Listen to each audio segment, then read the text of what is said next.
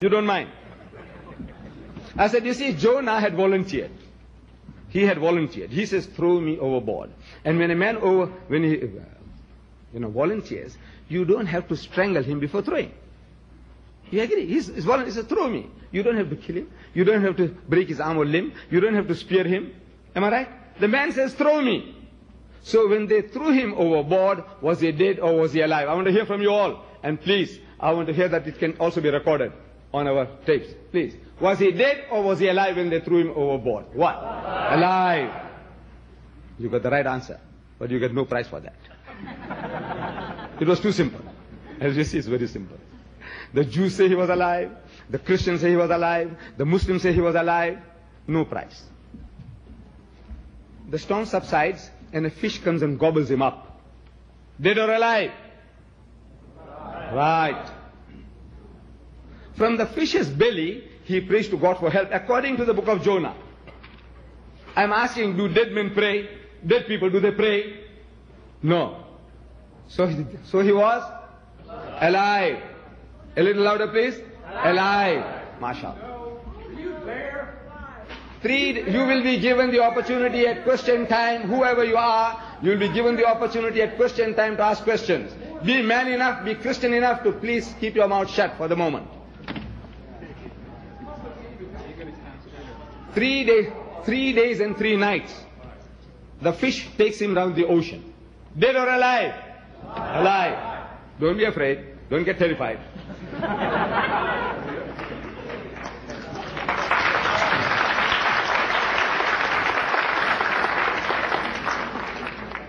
On the 3rd day, the fish vomits him on the seashore. Dead or alive? Alive.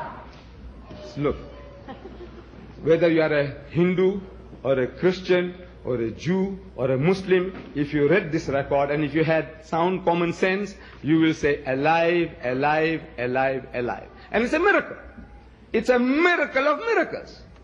When you throw a man into a raging sea, he ought to die. If he died, no miracle, because we expect him to die.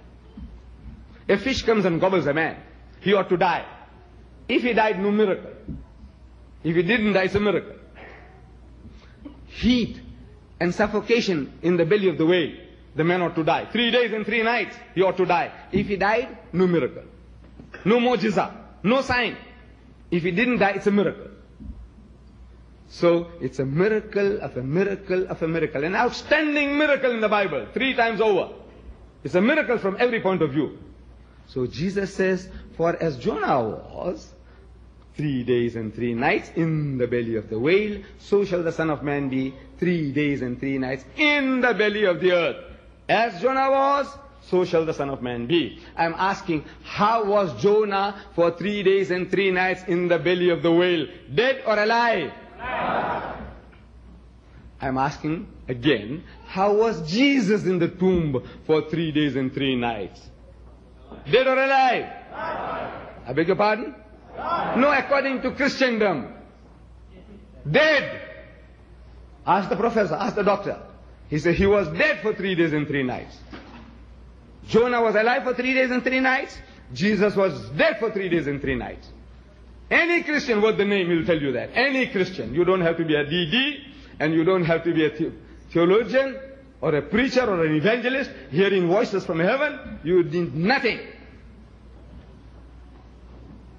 Jonah is alive. The Christian says Jesus was dead. I am asking in your language, you English-speaking peoples, you Americans who speak English, the Englishman who speaks English, I speak English. I speak English as my mother tongue. See, this is the nearest. Because psychologists say that your mother tongue is the language in which you dream and the language in which you swear. And I dream in English and I swear in English. So, from that angle, I'm also an Englishman. See, I'm an English-speaking person. Though my mother tongue is Gujarati, I speak Urdu, I speak half a dozen different languages, but my mother tongue is English according to the psychologists.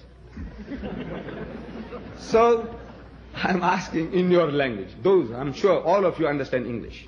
Otherwise you wouldn't be here.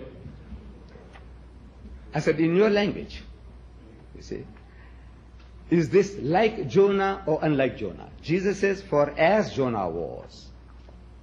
like Jonah.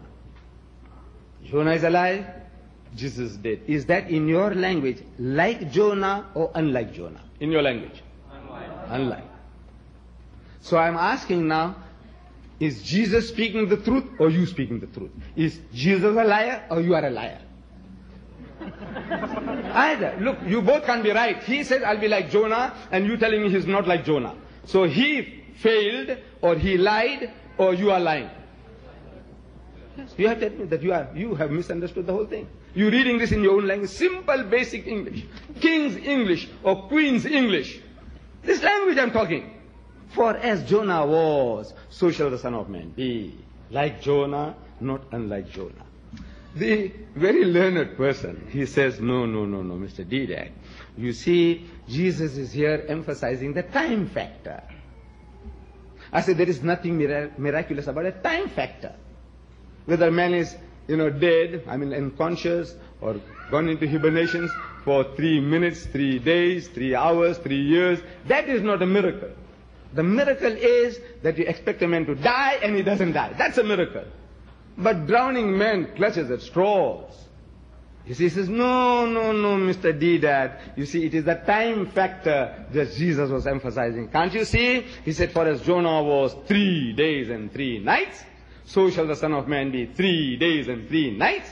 He repeats the word 3, 4 times. So it's the time factor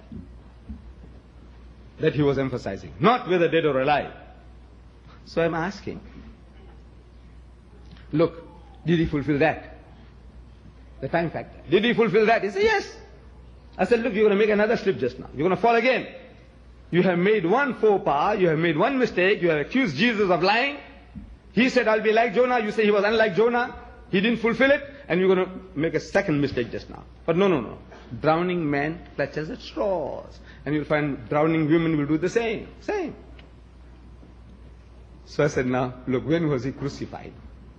When was Jesus crucified? And Christendom as a whole, they give you the answer, Good Friday. Have you heard of Good Friday? Do you have Good Friday in your country here? We have it in South Africa. They call it in Afrikaans, Goeie Vrydag. See, Good Friday. In South Africa, we celebrate Good Friday. Swaziland, Lesotho, Zambia, Zimbabwe, Britain, France, Germany, Italy, name them. Every Christian nation on earth commemorates Good Friday. What makes Good Friday good? They say Christ died for our sins. Is that what makes it good? I said, yes. So it was on a Good Friday. I said, yes. I said, okay. When was he crucified, morning or afternoon? When? Well, some say morning, some say afternoon. I say, I won't argue. Whatever you say, I accept. How long was he on the cross? Some say 3 hours, some say 6 hours. I say, I won't argue with you. I won't argue with you. You say 3, I accept. If you say 6, I accept. I said, the Jews were in a hurry to put him up on the cross. That's the reading of the scriptures. Why were they in a hurry? Because they were afraid of the common people. Jesus was a hero to the common people. He had healed the blind, the lepers. He had given life back to the dead. On one occasion, he fed 5,000 people with a few pieces of fish and a few pieces of bread. On another occasion, another 3,000 people with a few pieces of fish and a few pieces of bread. A man with such a reputation, the people loved the man. And if his life was endangered, there might be a revolt, a riot. So, quickly, apprehend the man and get rid of him. So they grabbed him and they take him, had a midnight trial, which doesn't happen in Jewry. Midnight trial. Early in the morning they take him to Pilate. And as if Pilate had nothing else to do, he was waiting. He receives them and Pilate says, look, this is not my kettle of fish. Take him to Herod. They take him to Herod. Herod had nothing to do. He was also waiting. Nothing to do, these royal people. Nothing to do. They're just waiting. And he said, look, he says, take him back to Pilate. They take him back to Pilate. Pilate is still waiting. All these things happen at the double. Only these things happen in films. In your Hollywood. In real life it doesn't happen, but whatever you tell me, I said I accept. No arguments. So, finally, they get him on the cross. We are told about 3 o'clock in the afternoon. And he's there for about 3 hours, according to the Christians. As much as the Jews were in a hurry to put him up, queer people, they were also in a hurry to bring him down. You know why? Imagine Amazing. They were in a hurry to put him up, now they're in a hurry to bring him down from the cross. You know why? Because of the Sabbath, Yom Sabt. Because they were told in the book of Deuteronomy that they must see to it that nobody is hanging on the tree on the Sabbath day, that thy land be not defiled, which the Lord thy God giveth thee for an inheritance.